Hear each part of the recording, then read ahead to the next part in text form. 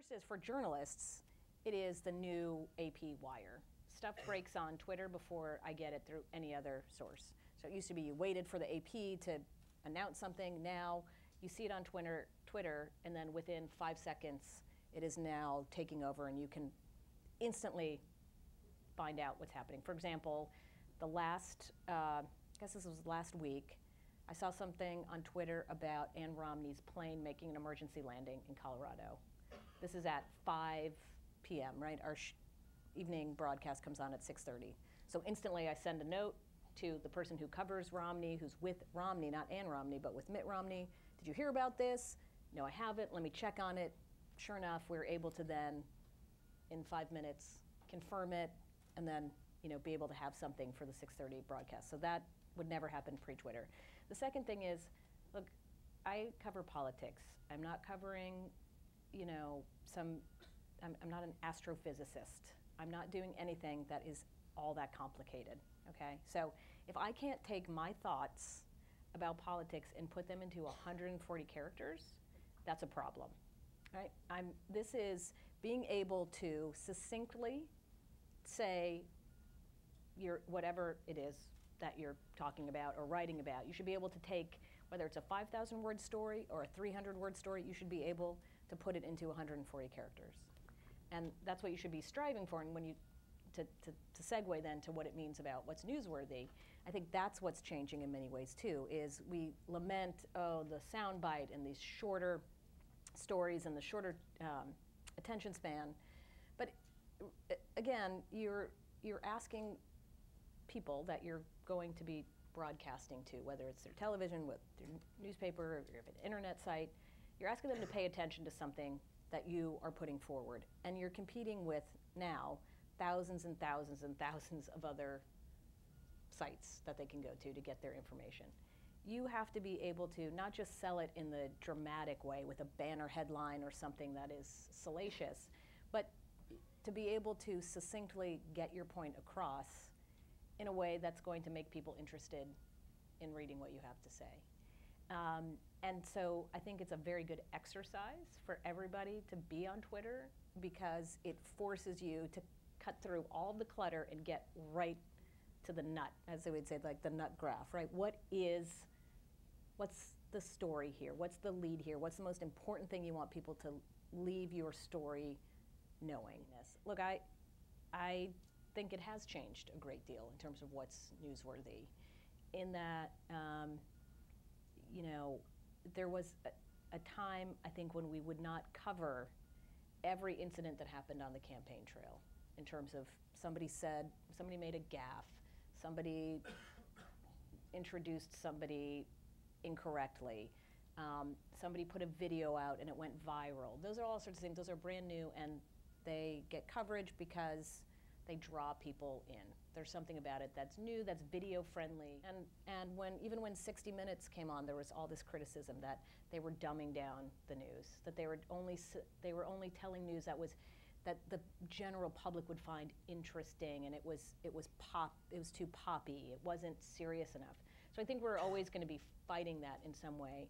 But I think that the decisions that my predecessors were making 30 and 40 years ago about what to put forward, very different than what I'm putting forward today. A lot of it is going to be based on the news. I think back then it was news that you should know, because if you are an American and you need to be educated on the important things happening in the world, here's what you should know, versus here's what you should know because it's going to impact your life directly. And I think that may be the change.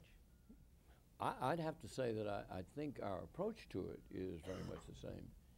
I think the new technology puts pressures on today's journalists to be almost minute by minute, certainly hour by hour, on top of updating the news. That does anything but dumb down the reader. It really enhances the reader's opportunity to stay abreast. The challenge, I think, is to make sure that as we approach the new media, we rely on traditional news values of accuracy, much greater opportunity for depth than when we started USA Today, when we had McNuggets as news items. But I really think that it's you know, as you look at this presidential campaign, there is very little that is reported today that we wouldn't have reported then. We probably would have been half a day or a full day late on it. We might have been trying to catch up with television with a second day story. But the process is very much the same. Reporters on the job look for the same hype from Flax. They examine and cross-examine politicians when they get a chance in exactly the same way. That's why I think we've noted President Obama stayed so far away from a press conference for over the last 5 or 6 months. I really think that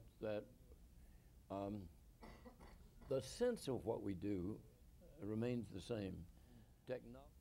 I think that readers, viewers are the beneficiaries of the new technology, and as long as the old values still obtain, I think it's win-win for all of us. In a real sense, the debate for a couple of hours really eliminates the job of the reporter. All that's required is you just put the camera and let the two candidates go at it. Now, I have a sense that after this is over, we'll sit down again and evaluate it, as the media does every 4 years, and we'll say we concentrated too much on the horse race. We dealt too little with the issues. We were superficial when we should have been in depth. That'll be our postmortem after the election is dead and gone. And you know, it's not a question of how they're going to be reported. For the journalists now, it's a question how they're going to be interpreted. And I think that undecided vote may well depend not on reporting, but on interpretation. And I think that's you know, you look at the debates and you say, okay, has there ever been a time when the debates have actually changed the course of a race? We say they're so important, and then usually the person who's leading going into the debates is the person who wins the election. Right. You can go back to 2000 as the last time where you had somebody who was losing going in who actually ended up winning the election, although we can have a whole debate about winning, right? Didn't win the popular vote, and the Supreme Court had to make a little decision about this race. But he was down 8 points going in, and by the end of the course of those 3 debates came out ahead by 4. Now, this goes to interpretation. Everybody interpreted those debates, said Al Gore won those debates. I think that's right. Everybody said Al Gore was so smart, he was best prepared. Absolutely. 2004, John Kerry won those debates. Much better. Bush seemed out of it. There was all the controversy about was he carrying some sort of weird pack on his back. That's right. There was all this, because however his suit coat was tailored, whenever he leaned over, it gave this weird puff, right? And so people said, was there a secret messages being broadcast into his ear, right? Karl Rove. Karl Rove was talking to him. This is what you need to say. And at the end of the day, right, people remember what they're going to remember about those debates, even as we interpret it. And I think you're exactly right about watching it. So most people are going to watch this debate. Well, I will say this, in talking to voters out there and meeting the handful of undecided voters out there, I mean, this election is so different from the last 2. I mean, 2008 was hope and change, and we can do something. This country seems like it's really off track, but here's our chance to put it back on with a guy who's really different. He's inexperienced, so I'm nervous about this, but he seems like he's willing to go in there and change Washington. 2010 was about anger, right? This was all of the people who, first of all, never voted for him in the first place, and then saw health care and all the other pieces of legislation that went through in his first term as a sign of the apocalypse. They came out in force, anger election. 2012 is an election about disappointment, really fundamentally. And that's what you hear from voters, that They want these debates because they want to see these two men without any of the other stuff. None of the negative ads, none of the spinning, none of the, obfuscating, hiding behind other things. This is, you're literally, as Joe Biden would say, alone, right? They want that so badly, and yet they also know deep down that they're going to be intensely disappointed with what they get. Because they're really hoping that this is going to be my chance. I'm going to see, all right, who's this Mitt Romney? What does he really stand for? What's his plan? Obama, what's your plan? How are you going to do anything different in this second term that you didn't do in the first term? I want you to answer those questions. And but they also know that they're probably going to walk away going, I didn't really feel completely satisfied with either. And they're going to go into the voting booth picking the candidate that they dislike the least rather than the one that they like the most. And you also have two candidates who are very clear about the fact that they have two very different policy prescriptions, they say. We are completely different. If you want more government, you go with Obama. And Obama says, if you want to have every man for himself, dogs and, let the Lord of the Flies kind of world, you go with Romney. And yet, the public also knows that, okay, right, so you have two different visions, and yet neither one of you are telling us what you're going to do. These things, we have so many unanswered questions, and yet neither one is willing to give us specifics. So whose fault is that? Is that the media's fault for not asking them more often, or is it their fault for not answering? And because they know that if they do answer, they're soon will be turned into attack ads used against them. So everybody ends up feeling incredibly frustrated. We have more information than ever. We have more people competing as reporters and able to get that information out than ever, and yet we have less information, true information, than we've ever had. And the most dominant thing on the minds is how can we keep our candidate from making a mistake? We can lose it in this debate with one wrong phrase, one wrong sentence, one wrong paragraph, one wrong answer. By the way, what's also fun to watch is the expectation game. Everybody's setting the bar. Sure. So right now, this is the Romney campaign. They're like, I mean, look, Obama's really smart, and our guy, my favorite was, I mean, when you think about it, I mean, Mitt Romney hasn't really had a real debate in like 10 years. Wait, what? How is that? Well, the other ones were primary debates. So that's very different. How so? And so they're really, the lowering expectations, and then the Obama people are saying, well, I mean, our guy's kind of busy, right? I mean, he's the president, so he's got a lot to do. He doesn't have a lot of time for debate prep, so, and Romney is really smart. Remember how well he did in those primary debates? And so watching that gamemanship is hilarious, and it's not, they're not even pretending to be subtle. So do you think, I mean, this is a typical concern, is that the candidates basically go into a shell and try to avoid mistakes because you guys pounce on them and they're terrified about that. But do you think that if a candidate decided just to try to be open and expose weaknesses and strengths and be genuine, that in fact the media, and of course there's not anything the media anymore, but would journalists actually react favorably? John, if you had what you just proposed, a candidate who came in there and told the truth, it would scare his advisors to death. Oh. But I do think it would go down awfully well. I mean, the candor is so vagrant in today's politics that I think it would be a refreshing response. It's why John McCain did as well in 2000. Right? Exactly. And it was the knock against the press, was they were so gaga about John McCain. He lets us on the bus. He talks to us like regular people.